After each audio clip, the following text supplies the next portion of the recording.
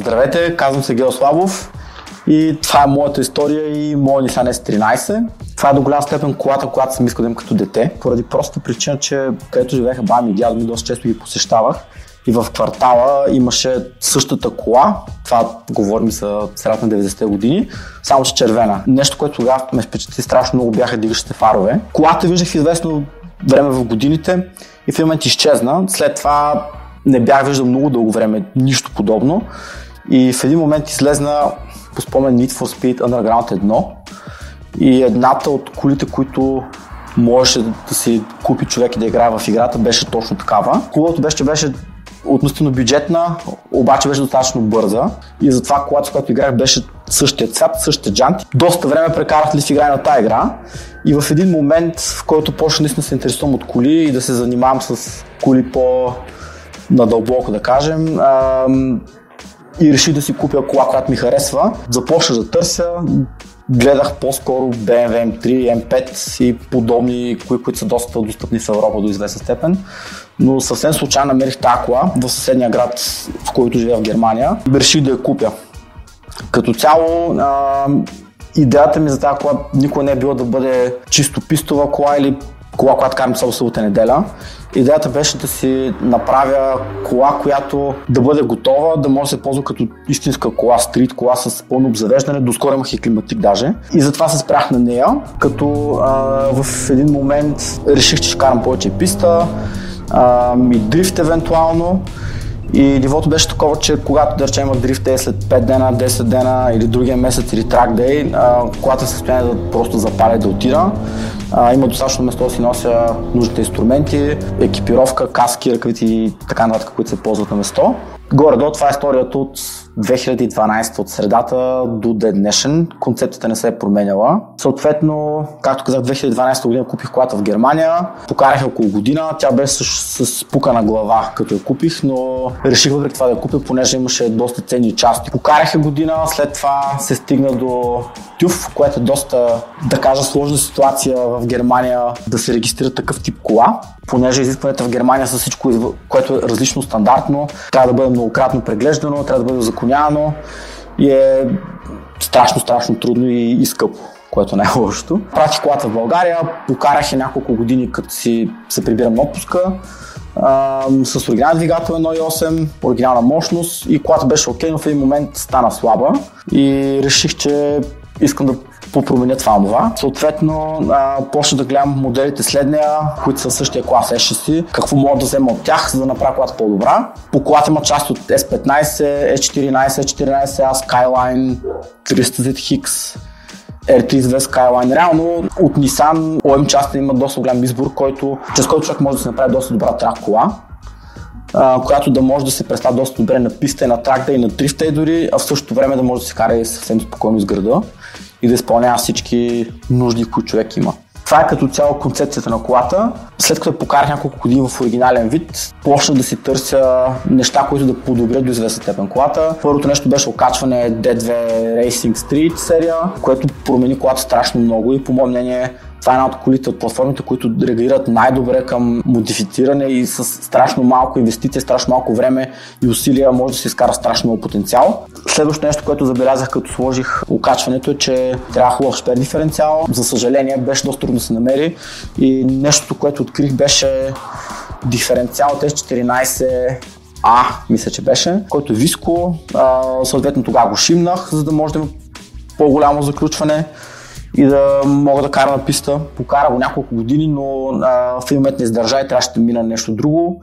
И опцията, която намерих и за мен е достатъчно добра, това е диференциалът S15, който е торсен или хеликал и се използва в днешно време дори в доста от трак колите, които OEM-ите предлагат, като Megane RS, Focus RS, STI на Subaru, мисля, също имаха. И затова избрах точно това нещо, не two-way или one-way. Това бяха двете най-важни неща, които бях направил по мое мнение по колата. След това купих спирачки от 300ZX, които са алуминиеви 4 бутални, помпа от 300ZX спирачна, за да може цялата система да работи правилно. Горстата кутия също от S14A с 6 плъчева керамика, ACT мисля, че беше. И най-важното нещо за SR20, много голям маслен радиатор, който всички се смеят като го видят, но това е единственият начин маслото на тази кола да се държи в температурните граници, които трябва да бъде на писта.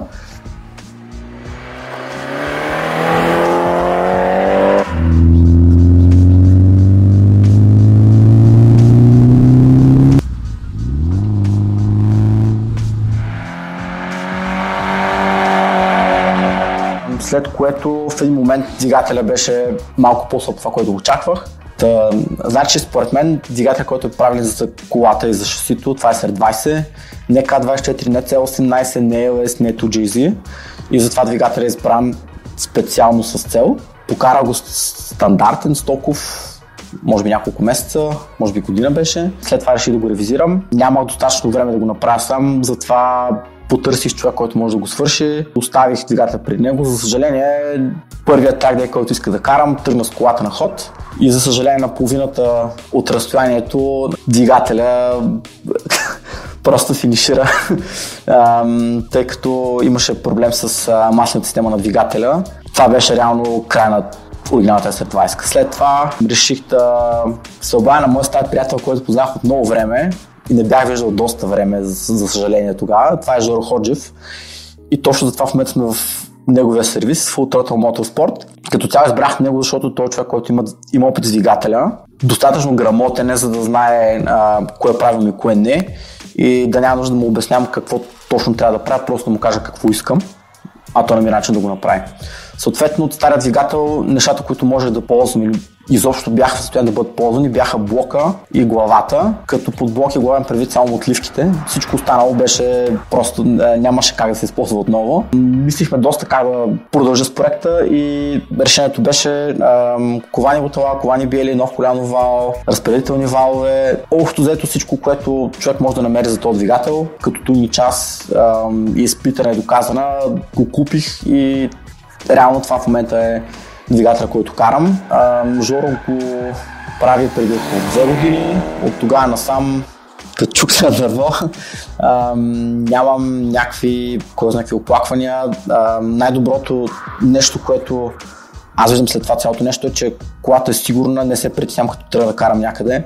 Като цяло концепцията на колата винаги е била да не ползвам платформа, да не ползвам камионче, с което да дърпам, а просто да си натоваря инструменти и екипировка и да карам до пистата. Като по пистен предвид, най-близката писта, на която караме Хокенхайм, това е на час и половина от местото, на което живея, като отивам сутринта, карам това да се прибирам вечерта и доста често го правя с семейството си, точно за това колата има детско столче.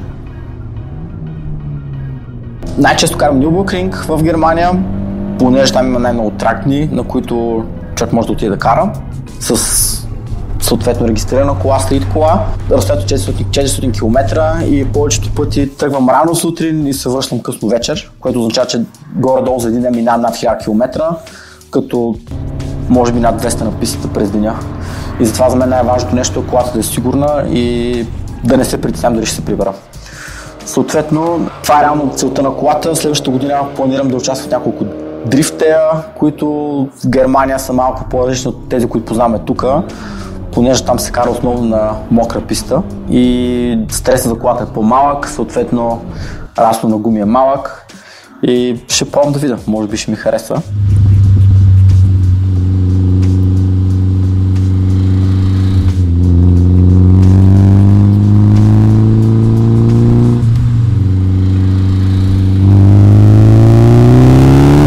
Преди да се направи всичко техническо по колата тук, колата беше бладисана във Варна, Martus Workshop, който свърши страшно много къстъм работа по колата и излекува много болести неща, които мен лично никога не са ми харесвали. Пример за това е, че всеки Nissan 13, 14 и 15 няма равен пот на шофьорското место и когато се сложи седалка различно стоковата, просто невъзможно човек над 1,60 стои вътре.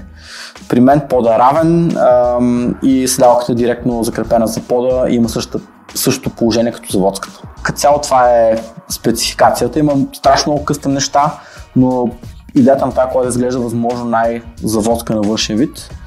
В същото време да показва много добър перформанс на писта. Така, както казах, най-често карам кола с Nürburgring. По първите години карах сам, понеже не познах никой в Германия, който има интерес към моторспорт и такива хобита. На следващата година се запознах съвсем случайно с няколко мои приятели, които живеят няколко в Ирландия, няколко в Белгия и Германия. И всички карат или S-Chassis, или Chaser, или STI Subaru. Общо това е които се карат. Има един, който идва от България. Първият път след дългото правене на механичната част по колата, в който успя да карам, беше Nürburgring преди 2 или 3 години. На първата обиколка, на първото излизане от падока, след първото даване на газ на първа и на втора, когато стана 3 цилиндъра, просто в този момент света свърши. По някакъв начин, по някакъв случай стръгна отново четвъртия цилиндър и успя да направи на обиколка да излезна. След което се оказа, че имам избил бобина. Един от добрите ми приятели, който беше там и беше така добър да си свали бобините от колата си, за да мога да си пробвам дългостроената кола и най-накрая да направя няколко обиколки чисти, за което съм много благодарен. В крайна клипа искам да благодаря първо на семейството ми, че ме подкрепя и че най-вече на жена ми, че вместо както жите на доста моите приятели да не подкрепя хобито ми, тя ме подкрепя всяко едно отношение доста пъти, ако трябва да съм честен, 2 пъти горе-долу. Имах идея да продам колата и 2 пъти тя ме спря, за което съм много благодарен. След това бих желал да благодаря на хората, които реално помагат колата да съществува, понеже нямам, за съжаление, време да се занимавам само с колата. Това са Full Throttle Motorsport, където сме днес и колата си горе-долу вкъщи тук. И другият човек, който успя да я вкара в този външен вид и да направи изглежда по този начин е Мартин от Варна, Мартин Манев, Martos Workshop. И съответно искам да благодаря на всички, които ще отделят време да изгледат клипа. Нали сега Формула 1 виждаш, че има пясъци такива зоните за сигурност. Не е пясък, чакъл е.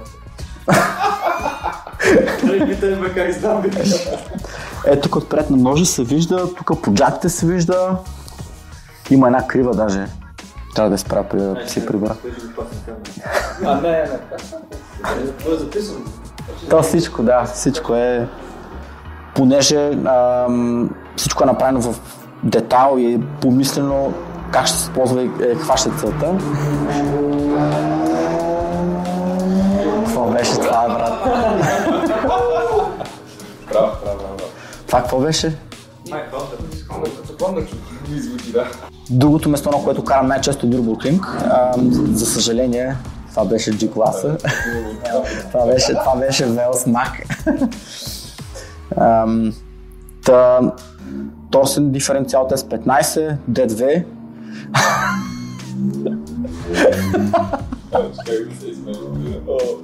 Дай пак на цялото, защото да чуя как вари. Ево,